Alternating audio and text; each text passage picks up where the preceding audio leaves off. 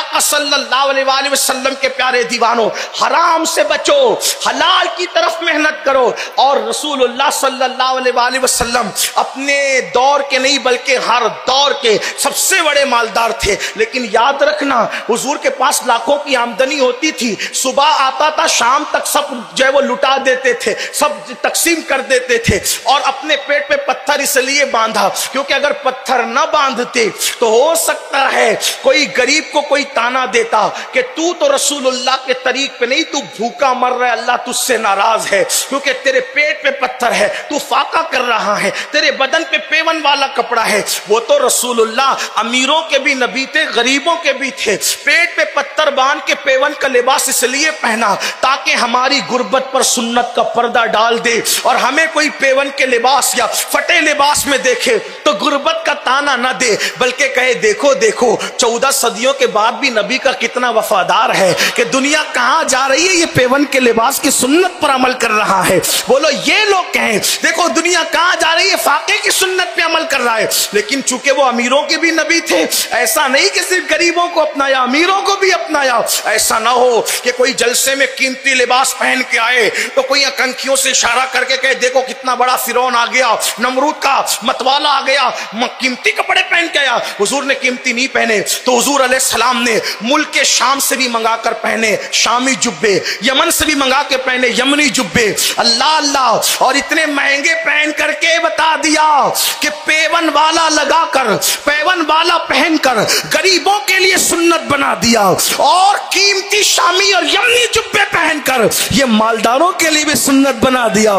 یہ صبر کر کے ثواب حاصل کرے، یہ قیمتی پہن کے شکر کر کے ثواب حاصل کرے، وہ دونوں کے نبی ہیں. تو میرے آقا علیہ الصلوۃ والتسلیم کے پیارے دیوانوں، عرض یہ کر رہا تھا حرام لقمے کی طرف نہ جاؤ، اولاد نافرمان ہوگی. ماں اور بہنوں سے کہتا ہوں اپنی خواہشات کو کنٹرول کرو. کوئی ضروری نہیں ہے میری بہنوں زیورات میں لدی رہو. یاد رکھنا زیور کی کوئی حیثیت نہیں ہے، اصل حیثیت حیا کی ہے، اصل حیثیت تقوی کی ہے، اصل حیثیت پرہیزگاری کی ہے. اللہ اکبر. اور مردوں سے کہتا ہوں میرے بھائیوں، دوست کے پاس اگر کوئی قیمتی موبائل دیکھو، کوئی ضروری نہیں کہ اس کو دیکھ کے ہم بھی خریدیں. جتنی چادر ہے اتنا ہی پیر پھیلاؤ، بلکہ ترقی کے معاملے میں اپنے نیچے والے کو دیکھو، اپنے اوپر والے کو مت دیکھو. خواہشات بڑھتی ہے، حرام کام کا جذبہ بڑھتا ہے، پھر آدمی جھوٹ بول کے بھی کماتا ہے، چوری کر کے بھی کماتا ہے، ڈکیتی کر کے بھی کماتا ہے. اور یہ بھی یاد رکھنا جب پیٹ میں حرام جائے گا نا تو نماز میں لذت نہیں آئے گی، نماز میں لطف نہیں آئے گا، دعاؤں میں تاثیر نہیں ہوگی، آنکھوں میں چمک نہیں ہوگی. لوگ کہتے ہیں، بہت لوگ ہم سے کہتے ہیں حضرت مجھے رونا نہیں آتا اللہ کے لیے، مکے میں بھی رونا نہیں آیا، مدینہ منورہ میں بھی رونا نہیں آیا. کیوں نہیں آیا یہ تو اللہ جانے، لیکن اتنا ضرور ہے ہم نے اپنے بزرگوں سے سنا جس کا پیٹ میں حرام ہوتا ہے اس کا دل سخت ہو جاتا ہے، اور جس کا دل سخت ہو جاتا ہے اس کے دل پر اللہ اکبر نصیحت کی باتیں اثر نہیں کرتی، پھر اس کو اللہ کے لیے رونا نہیں آتا، اس کو اللہ کی خشیت میں رونا نہیں آتا، اس کو رسول اللہ کی محبت میں رونا نہیں آتا.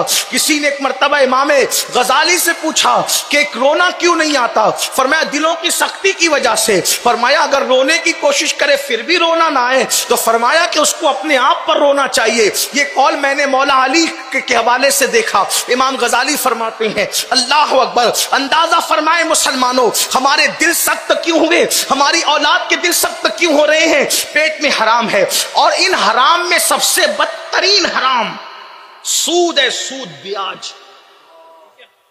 اس لیے کہ اور بھی حرام حرام ہے، لیکن سود کے متعلق، بیاج کے متعلق اللہ فرماتا ہے کہ جو سود کھاتے ہیں میں ان کے ساتھ اعلان جنگ کرتا ہوں. اللہ جس سے اعلان جنگ کرے، میرے بھائی اپنی حیثیت محلے کے کارپوریٹر سے جیتنے کی بھی ہماری اوقات نہیں ہے. کوئی محلے کا ایک آدھ چھوکرا گنڈا گردی کرے نا تو ہم اس سے بھی ڈرتے ہیں، ہے نا، اس کی تھوڑی بہت طاقت سے بھی ڈرتے ہیں جو ایک آدھ سال جم کر کے اپنے بازوؤں کو مضبوط کر لے. آپ غور کریں اللہ کی طاقت کیا ہے. اللہ کی طاقت جو لنگڑے مچھر سے نمرود کو ہلاک کرے، جو فرعون کو غرق کرے. اللہ سود کھانے اور سود کا دھندا کرنے والوں کے ساتھ اعلان جنگ کر رہا ہے، اعلان جنگ. اور آج کل تو کچھ ظالموں نے بچت گٹ کے نام پر ملک ہندوستان کے اندر ایک سودی نظام قائم کیا. آپ کے کرناٹک میں کیا ہے مجھے نہیں پتا، لیکن ہمارے مہاراشٹر میں یہ لعنت بڑھ رہی ہے. اور یہ بچت گٹ، اس میں صرف وہ عورتوں کو قرضہ دیتے ہیں، عورتوں سے میٹنگ کرتے ہیں، عورتیں ہی حصہ لے سکتی ہے. اچھا، ہمارے یہاں بچت گٹ کہتے ہیں، آپ کے یہاں سنگ کہتے ہیں. ہاں، وہ سنگ نہیں ہے، وہ بھنگ ہے. ہنسنے کی بات نہیں. مسلمانوں، تمہاری غیرت کہاں گئی؟ غیرت کہاں مر گئی تمہاری غیرت؟ جو مذہب بہن بیٹی کو مسجد میں نماز پڑھنے کے لیے جانے سے منع کرے، تم اس مذہب کی ماننے والی عورتوں کو سنگ کے نام پر ان مشرکوں کے درمیان بھیک مانگنے کے لیے سود کے نام پہ جانے کی اجازت دیتے ہو. جو مذہب اسلام عورت کو اکیلے حج پہ جانے کی اجازت نہ دے، اس مذہب کی ماننے والی عورتیں اپنے محرم کے بغیر مشرکوں کے درمیان سود کے لیے بیٹھ رہی ہے، اور وہ سود کے نام پر باضابطہ زنا کی چین بن رہی ہے. اس کے شواہد اور اس کے ثبوت مل چکے ہیں. لوگ بے چین ہیں. کہاں ہو؟ سب کچھ پیسہ ہی ہے، سب کچھ دولت ہی ہے، سب کچھ مال ہی ہے. قرآن کہتا ہے الہاکم التکاثر حتی زرتم المقابر. ہلاک کر دیا تم کو مال کی محبت نے، یہاں تک کہ تم قبر کے گڑھے میں پہنچ گئے. ارے اگر پیسے نہیں ہیں، محنت کرو، اپنی عورتوں کو بھیج رہے ہو مشرکین کے پاس، منکرین کے پاس، دشمنان دین کے پاس، اور وہ سود پہ پیسے دے رہے اور صرف عورتوں کی میٹنگ کرتے ہیں. اس میں مردوں کی شرکت نہیں ہوتی. مرد اس لیے مجبور ہیں کیونکہ وہ تو جوا کھیل رہا ہے دن بھر، اس لیے بیوی کو بھیج دیا بے غیرت بے شرم نے. بھائی دن بھر موبائل میں لگا ہوا، اس لیے بہن کو بھیج دیا. کما نہیں رہا ہے، شراب پی رہا ہے، مستیاں کر رہا ہے، عیش کر رہا ہے، اور گھر کی عورتوں کو اجنبیوں کے پاس. ہمارا مذہب تو اکیلی عورت کو مولانا اور پیر کے ساتھ بھی بیٹھنے کی اجازت نہیں دیتا. یہ مولانا پیر اور تو چھوٹی چیز ہے. میرے نبی نے فرمایا اگر داؤد جیسا مرد ہو اور مریم جیسی عورت ہو اور دونوں اکیلے بیٹھے تو میں ان کو بھی اجازت نہیں دیتا. اس روایت کو ابن الجوزی نے اپنی کتاب میں لکھا. حالانکہ نہ داؤد علیہ السلام نہ مریم کے ساتھ بیٹھیں گے اور نہ ایسا کوئی ہوگا، لیکن یہ سمجھانے کے لیے بات کہی جاتی ہے. داؤد جیسا مرد ہو اور مریم جیسی عورت، جس خاتون کو کی طہارت قرآن بیان کر رہا وہ مریم سلام اللہ علیہا، اور داؤد معصوم ہے. حضرت داؤد علیہ السلام اللہ کے پیغمبر ہے، معصوم ہے. اللہ کے نبی فرمانے اگر بفرض محال وہ دونوں آپس میں بیٹھنا چاہیں، میں بیٹھنے کی اجازت نہیں دیتا. اور ہم نے اپنے گھر کی بیٹیوں کو مشرکین کے پاس، وہ بھی سود کے لیے، حرام کے لیے، بچت گٹ اور سنگ کے نام پر نہیں. اپنی غیرت کو زندہ کرو، محنت کرو، کاوشیں کرو، حرام پر نہیں. اور سود کیا ہے؟ اللہ کے رسول علیہ السلام فرماتے ہیں جس نے سود کا ایک لقمہ کھایا گویا اس نے اپنی ماں کے ساتھ 36 مرتبہ زنا کیا. کہاں ہے غیرت؟ توبہ کرو، توبہ کے دروازے کھلے ہوئے ہیں. ورنہ یاد رکھنا اللہ کے حبیب علیہ السلام فرماتے ہیں میں معراج کی شب میں نے بجلی کی کڑک سنی، اور جب بجلی کی کڑک سنی تو میں نے سر اٹھا کر کے دیکھا تو کیا دیکھا؟ کچھ لوگ ایسے ہیں جن کے پیٹ کمروں کی طرح ہے، کمرے روم کی طرح، کمروں کی طرح، گھروں کی طرح، اور اس میں بچھو ہے، بچھو، اور جہنم کی آگ بھری ہوئی ہے. میں نے پوچھا جبریل یہ کون لوگ ہیں؟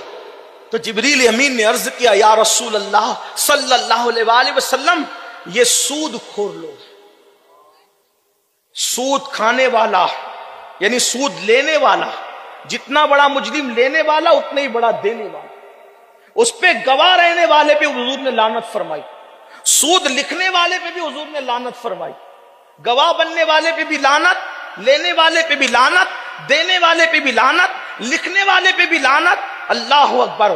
آپ غور تو فرمائے مسلمانوں، کتنی لعنتیں مول لوگے اور پھر سوچتے سکون ملے؟ جس پر اللہ اور فرشتوں کی لعنت پڑے، جس پر نبیوں کی لعنت پڑے، اس کے دل کو سکون اور قرار کیسے ملے گا؟ روٹی کپڑا مکان تو میرے بھائی روٹی تو کتے کو بھی مل جاتی ہے، اللہ رزاق مطلق ہے، حرام ہی بچا اب۔ اللہ اللہ، آئیے آج کے سنی اجتماع سے جو سیدی لاڈلے مشائخ رحمت اللہ علیہ کے قدموں میں، ان کے جوار کرم میں، ان کے دیار میں منعقد کیا گیا ہے، یہاں سے اٹھنے سے پہلے عہد کرو بھوکے رہیں گے لیکن حرام لقمہ کبھی منہ میں ڈالیں گے نہیں، اپنے بچوں کے منہ میں حرام لقمہ کبھی جانے نہیں دیں گے۔ ماؤں اور بہنوں سے بھی کہتا ہوں، اپنے شوہر کو یہ مت کہو کہ کچھ بھی کرو اور ہمارا شوق پورا کرو، بلکہ اپنے شوہر کو یہ کہو جیسے کہ پہلے کی خواتین کہتی تھی کہ خالی ہاتھ آ جانا مگر حرام گھر میں لے کر مت آنا، ہم بھوکے تو رہ سکتے ہیں لیکن اللہ کی نافرمانی نہیں کر سکتے۔ آپ جانتے ہیں میرے بھائیوں، جو بچے نیک بنتے ہیں اللہ اللہ کس وجہ سے بنتے ہیں؟ اس میں حلال کو بہت دخل ہے، اور بچے جو باغی بنتے ہیں وہ کس وجہ سے بنتے ہیں؟ اس میں حرام کو بہت دخل ہے۔ اپنے بچوں کو حرام لقمے سے بچاؤ۔ جب سیدی مخدوم اشرف جہانگیر سمنانی اپنی ماں کے شکم میں آئے تو ان کے والد نے اللہ اکبر ذمہ داری سونپی تھی گھر والوں کو کہ میری بیوی کے پیٹ میں کوئی مشکوک ڈاؤٹ فل لقمہ جانے نہ دینا۔ لوگوں نے پوچھا تھا وجہ، کہ میرا بچہ پرورش پا رہا ہے، اگر بیوی کے منہ میں چلا گیا تو اس کا اثر بچے پر پڑے گا، اور جب بچے پر حرام کا اثر پڑے گا تو میرا بچہ اللہ والا نہیں ہو سکتا، میرا بچہ نیک اور پرہیزگار نہیں ہو سکتا۔